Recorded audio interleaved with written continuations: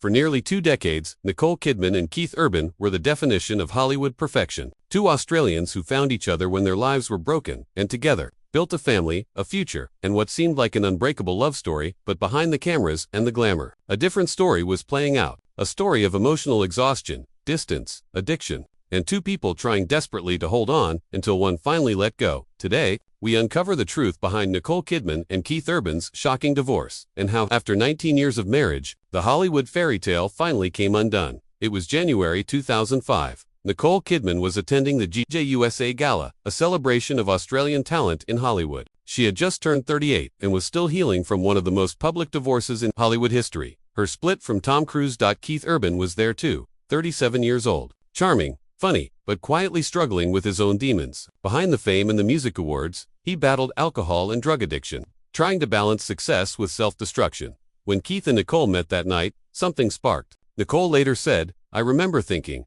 he's the most gentle man I've ever met." Keith said it took him a few months to get the courage to call her, but when he did, their love took off like wildfire. They went from phone calls to late-night walks. And within a year, Keith was down on one knee.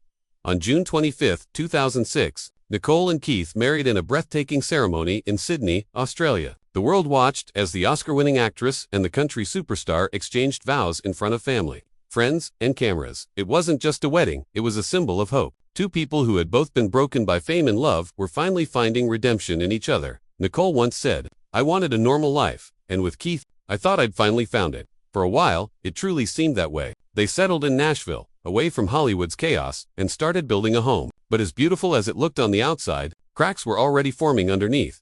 Just 4 months after the wedding, Keith checked himself into rehab for alcohol addiction. For most couples, that would have been the end. But Nicole refused to give up. She stood by him, visiting him in rehab, telling interviewers later, "It was devastating, but I had hope. Love can heal people. I believed that." In a way, she became his anchor, his safe place when the world got too heavy. But over time, that dynamic shifted from love to emotional dependence.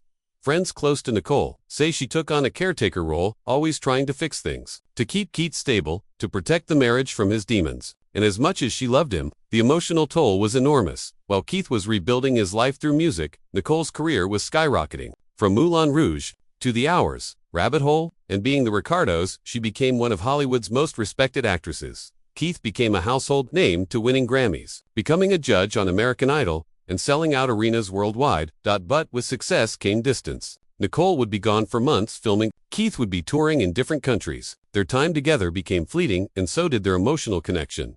Nicole once confessed, "We have a rule. We never go more than 5 days without seeing each other." But in truth, they often broke that rule. The strain of constant separation began to wear them down. In public, they were flawless. Red carpets, award shows, interviews, always hand in hand, always smiling. But insiders revealed that their private lives were marked by tension and emotional fatigue. Keith's spontaneous, unpredictable nature clashed with Nicole's desire for calm and structure.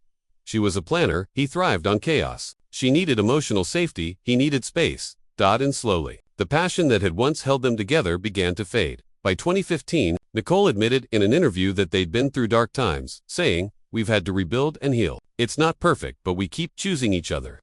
Behind the words was a truth. Only they knew that the healing had started to feel like hard labor. As years went by, Keith's old struggles sometimes resurfaced. He opened up in interviews about battling himself, about feeling inadequate next to Nicole's fame and composure. Nicole, meanwhile, focused on raising their daughters, Sunday Rose and Faith Margaret. She wanted to provide them the stable, grounded childhood she never had during her years in the spotlight, but juggling motherhood, career, and a fragile marriage drained her emotionally. Friends described her as the quiet fighter, a woman who never wanted to give up, but who was slowly running out of strength. By the late 2010s, things had changed. They still attended public events together, but something was missing. The smiles were more practiced, the hand-holding less natural, and in interviews, their words felt rehearsed. Rumors of separation began circulating. Keith denied them, saying, "We're stronger than ever." But sources close to the couple said they were living separate emotional lives. In 2022 and 2023, fans noticed Keith performing without his wedding ring, while Nicole attended major film festivals alone. It became clear they were together in name, but not in heart. In 2025, Nicole Kidman quietly filed for divorce in Nashville, citing irreconcilable differences.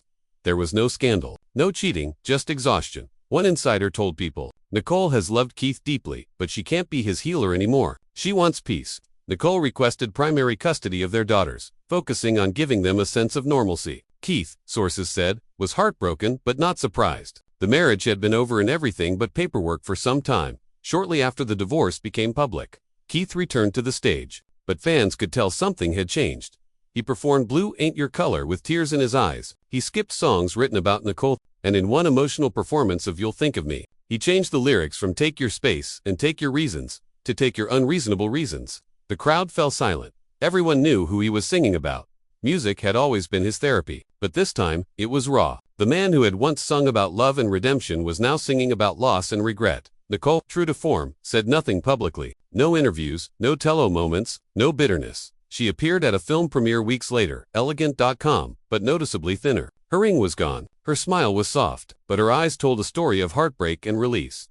Friends said she's finally focusing on herself, meditating, spending time with her daughters, and shooting films that bring her peace rather than pressure. A close friend said, Nicole isn't angry, she's just done. She gave everything she could. Keith Urban, in interviews since the split, hasn't blamed Nicole. He's admitted to losing sight of what mattered most and said music is now his healing outlet.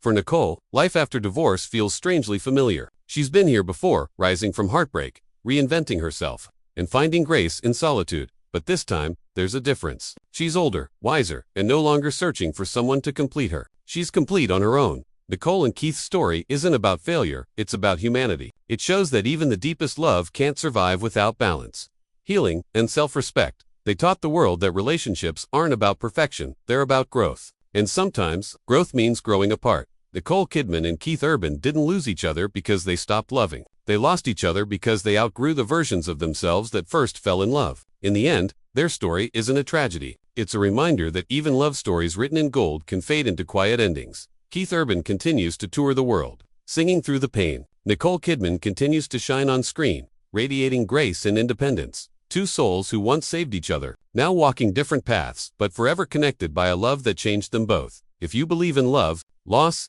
and redemption, hit that like button, subscribe to Good Old Days, and tell us in the comments, do you think Nicole made the right choice walking away? Thank you for watching, and remember, even in endings, there's beauty.